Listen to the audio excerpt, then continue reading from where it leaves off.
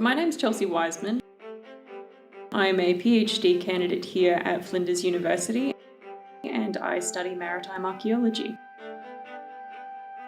In my specialisation within maritime archaeology, I study how people interacted with lands that are now submerged. Where once upon a time, 10,000 years ago, that environment was land and people lived there, but after sea level rise, it's now under the sea. I feel very fortunate to have been able to research submerged landscapes in a very wide variety of environments in a lot of different places and get a real feel for how these different and very unique sites can preserve.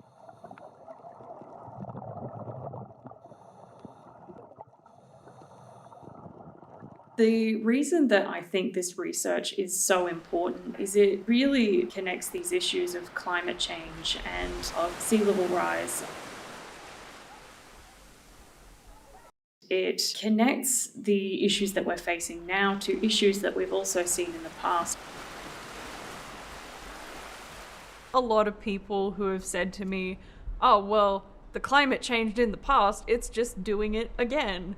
But, you know, we're talking about something that's actually quite different. We're seeing a very different kind of climate change that has a huge human component to it that is not what we saw in the past. Flinders University conducted a survey off of the coast of Western Australia to identify the first subtidal ancient Indigenous site. In the research that we did there, we were able to understand what the environments might have looked like before sea level rose. One of the areas that we surveyed is a submerged freshwater spring, which, when sea levels were lower, would have been a real focus in that landscape. The submerged freshwater spring in Flying Foam Passage is a really important site. For one, we have a stone tool that was located in the spring, which is 14 metres below sea level. So it's one of the deepest indications we have of submerged landscape archaeology in Australia.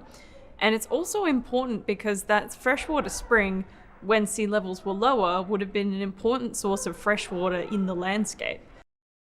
We know from Indigenous Australian oral traditions that people lived on these now submerged landscapes.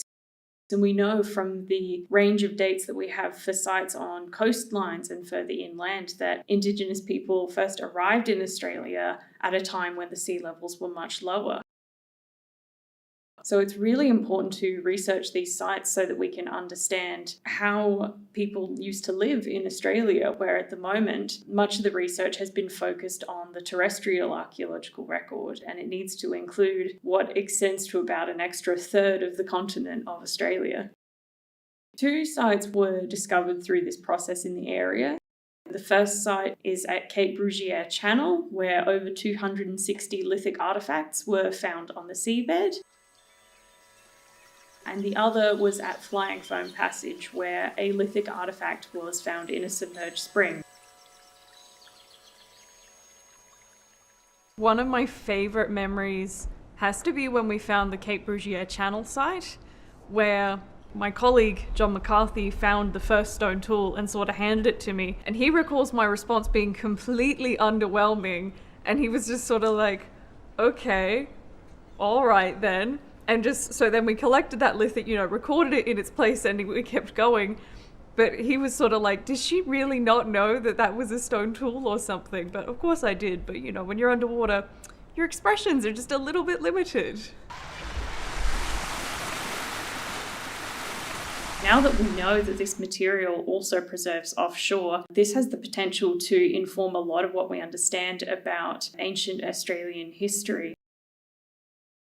In understanding how people got to Australia and the coastal environments that they inhabited, and also understanding how people adapted on coastlines over thousands of years. Yarnu is an island off the coast of Denmark.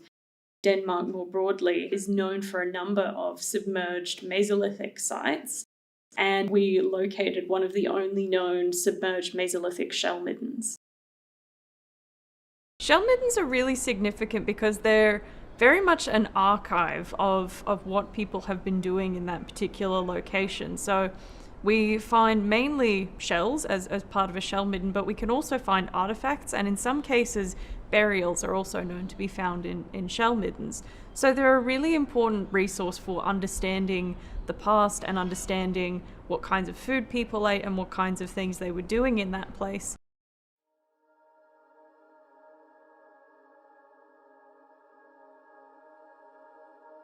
When we were surveying the submerged shell midden, we were diving for this site and excavating it.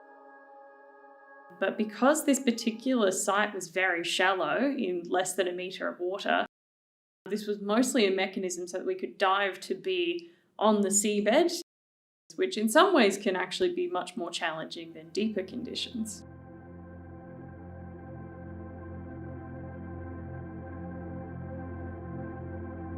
I love diving. It's a really peaceful place to me. It's just something really incredible about getting to be part of the underwater world just for a little bit.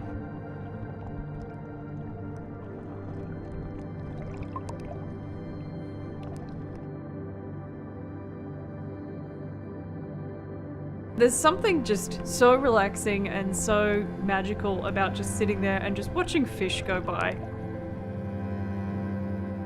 It's really incredible, and they just sort of operate as if you're not even there most of the time. They're just like, yeah, we're just hanging out being fish.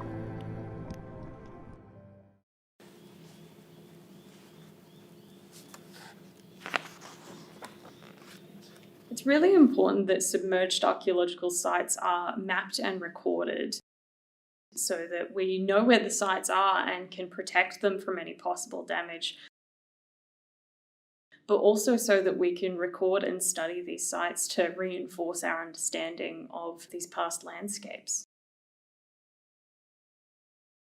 The site of Tel Prez is a really important site for understanding how people coped with sea level change in the past. At the moment, it represents the oldest fortification that was made specifically to defend a Neolithic village against sea level rise. This was from the field school that happened in Israel.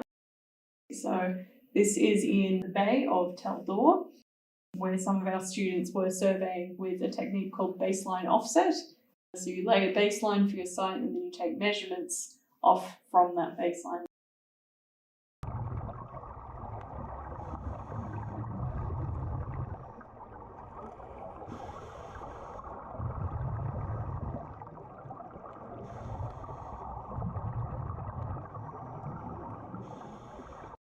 The current issue of global warming and climate change is quite different in a lot of ways to what people were experiencing in the past. But nonetheless, the issues facing communities of needing to adapt to a crisis very quickly, they remain constant issues. And I think it's interesting to note the ingenuity and potential for people to adapt to a very difficult time.